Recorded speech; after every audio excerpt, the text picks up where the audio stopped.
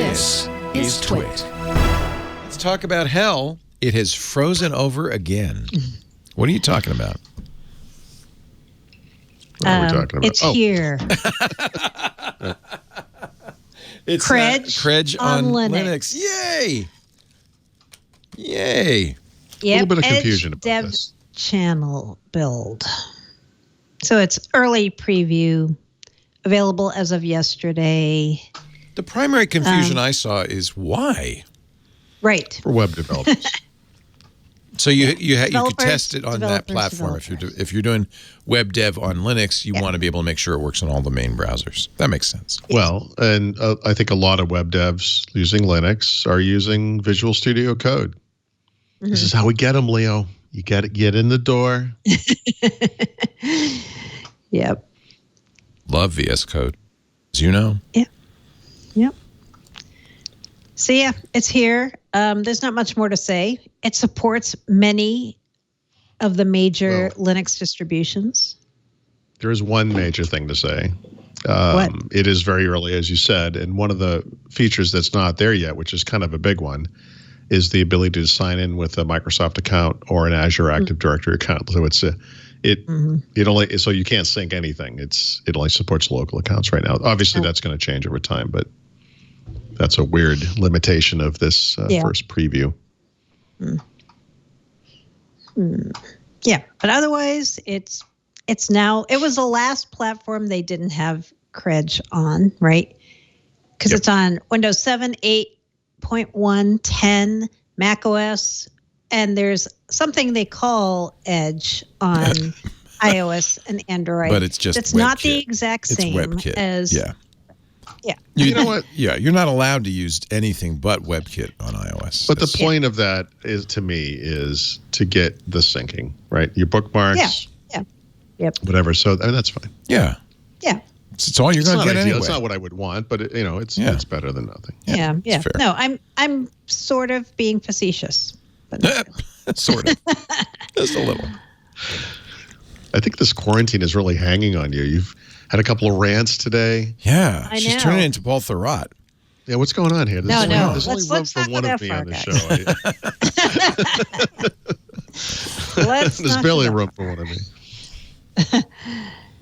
Now, I don't understand this next thing at all, so you're going to explain it, I'm sure. I can explain it in a way that will totally make sense. Chromium-based WebView 2 starts rolling out for Win32.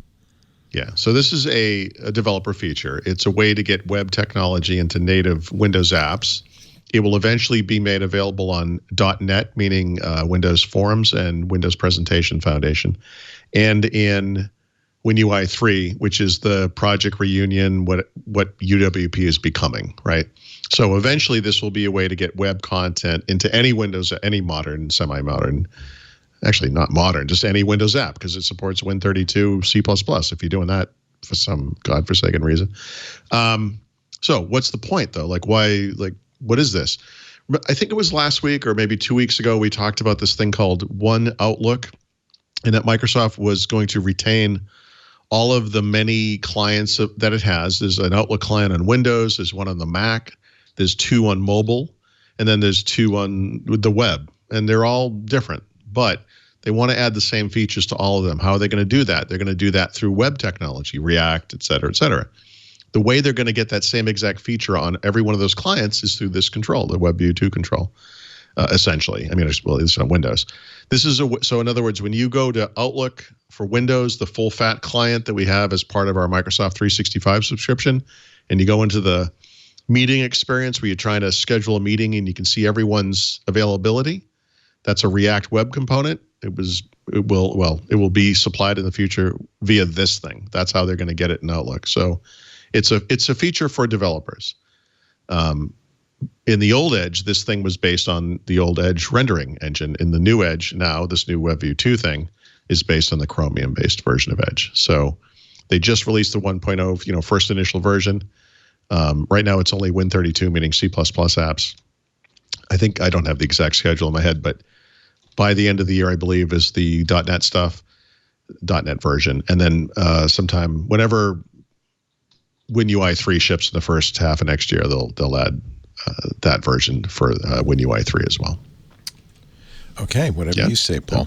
Slightly less confusing than Office PWAs. Yes. Related, though. In the I same... seriously feel bad for anyone who just listened to that. Oh. It's so stupid, confusing, because it doesn't work, and I'm looking at it as I'm talking about it, but I can only imagine to someone listening to it that it sounded like I had a stroke. Like it just didn't make any sense.